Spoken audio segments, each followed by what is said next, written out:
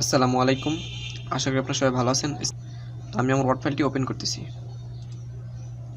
তো ভিডিওটি শর্ট করার জন্য আমি এখানে কিছু শেপস আগে থেকেই তৈরি করে নিয়েছি। তো আজকে আমরা এই শেপসগুলো তৈরি করব এবং এগুলো ব্যবহার করে বিভিন্ন রকমের শেপস তৈরি করব। তো এর জন্য আমি ফার্স্টে ইনসার্টে চলে গেলাম। ইনসার্ট থেকে শেপসের উপর ক্লিক করলাম। শেপস থেকে শেপস নিয়ে এবং ড্র্যাগ করে ছেড়ে দিলাম। তো আমি আবার ইনসার্টে ক্লিক করতেছি। শেপস থেকে এই শেপটার উপর ক্লিক করলাম এবং এটাকে ড্র্যাগ করে ছেড়ে দিলাম এবং এটা একটা ফিল। তো ডাবল ক্লিক করলাম। তো আমার ফরম্যাট অপশন ওপেন হবে। সেখান থেকে ফিল কালার থেকে এরকম একটা ফিল কালার দিয়ে দিলাম। তো এই যে এই শেপটা এই শেপটা নিচে চলে গেছে এবং এই শেপটা উপরে উঠে গেছে। তো এটাকে নিচে নামানোর জন্য অবশ্যই আমি সেন্ড ব্যাকওয়ার্ড প্রেস করব। এটাকে যদি আমি আবার উপরে উঠাতে চাই তো অবশ্যই আমি বিং ফরওয়ার্ড ইউজ করব। তো এটা আমাদের অনেক কাজে লাগবে, এই জন্য আমি এটাকে ব্যাকস্পেস দিয়ে ডিলিট করে দিলাম। তো ফার্স্ট আমি এই শেপটা তৈরি করি। এই শেপটা তৈরি করার জন্য আমি একটা কন্ট্রোল ডি একসাথে প্রেস করতেছি এবং এটাকে এখানে নিয়ে আসতেছি। এটা তৈরি করার জন্য আমি ইনসার্টে চলে যাব। ইনসার্ট থেকে শেপসের উপর ক্লিক করব। শেপস থেকে এই শেপটার উপর ক্লিক করার পর আমি এখানে এই যে প্লাস চিহ্ন আসছে যখন, তখন আমি কী করতেছি ড্র্যাগ করে ছেড়ে দিলাম। ছেড়ে দেওয়ার পর এটা একটা ফিল কালার দিয়ে দিলাম, ব্ল্যাক কালারের ফিল কালার দিলাম। শেপসের আউটলাইনের উপর ক্লিক করলাম, আউটলাইনে ক্লিক করলাম, আউটলাইন কালারটা ব্ল্যাক করে দিলাম এবং শেপস ইফেক্টের উপর ক্লিক করার পর শ্যাডো থেকে আমি এই শ্যাডোটা দিয়ে দিলাম। তো দেখতে পাচ্ছেন আমার এই শেপটা পুরো সেম। তো এটা আমার তৈরি হয়ে গেছে। তো আমি এটা আবার ব্যাকস্পেস দিয়ে ডিলিট করে দিই।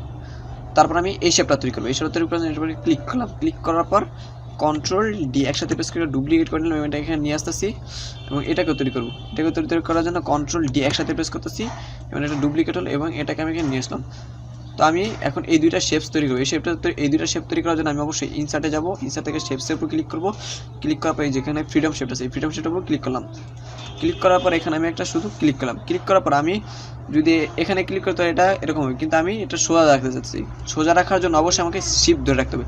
শিফট ধরলে এটা একজ্যাক্টলি সোজা হবে। তো আমি এখানে একটা ক্লিক করলাম, শিফট ধরে ক্লিক করলাম এবং আবার আমি শিফট ধরে রাখতেছি। তো আমি এখানে একটা ক্লিক করলাম। ক্লিক করার পর এখানে একটা তৈরি হয়ে গেলো। তারপর আমি এখানে ক্লিক করলাম। তারপর আমি শিফট ছেড়ে দিলাম। ছেড়ে দেওয়ার পর আমি এখানে একটা এটার সাথে এটাকে মিলিয়ে দিলাম। তো দেখতে পাচ্ছি আমার শেপটা তৈরি হয়ে গেছে। তো আমি এখানে কী করি, শেপসের উপর ডাবল ক্লিক করলে আমার ফরম্যাট অপশন ওপেন হবে। সেখান থেকে আমি শেপস ফিল থেকে ফিল কালারটা আমি হোয়াইট করে দিলাম এবং শেপসের যে আউটলাইন আছে আউটলাইনের কালারটা আমি ব্ল্যাক করে দিলাম এবং শেপসের যে ইফেক্ট আছে ইফেক্ট থেকে শ্যাডো থেকে একটা শ্যাডো দিয়ে দিলাম।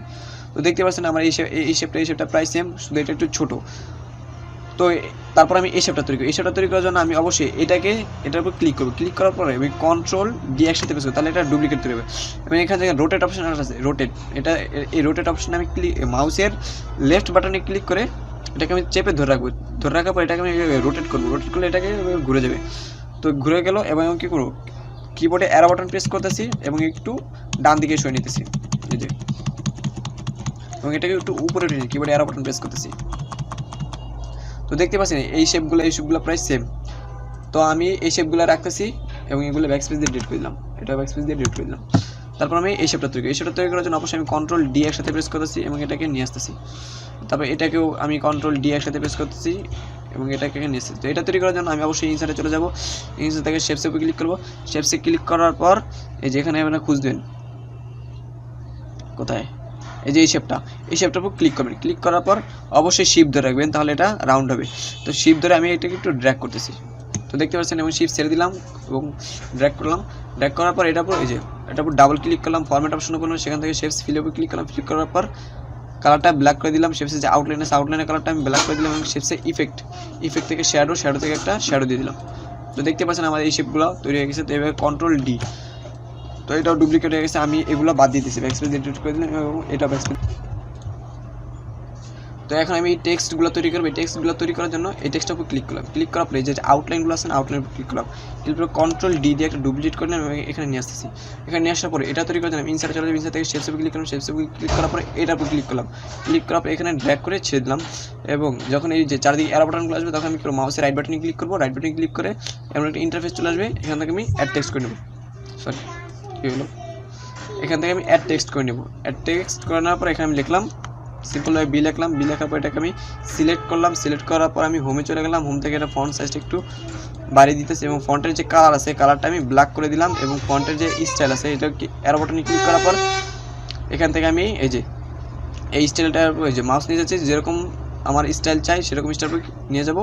তো এরকম হয়ে যাবে। তো আমি এটা রাখতেছি, এটার উপর ক্লিক করলাম। তো এরকম হয়ে গেল এবং এটা ডাবল ক্লিক করলাম, এটা আউটলাইনে ডাবল ক্লিক করার পর এরকম একটা ফরম্যাট অপশন ওপেন হবে। সেখান থেকে আমি শেপস ফিল থেকে আমি নো ফিল কালার দিয়ে দিলাম, শেপসে আউটলাইন থেকে নো আউটলাইন দিয়ে দিলাম, শেপসে ইফেক্ট থেকে শ্যাডো থেকে একটা শ্যাডো দিয়ে দিলাম। তো আমার এটা কমপ্লিট হয়ে গেছে।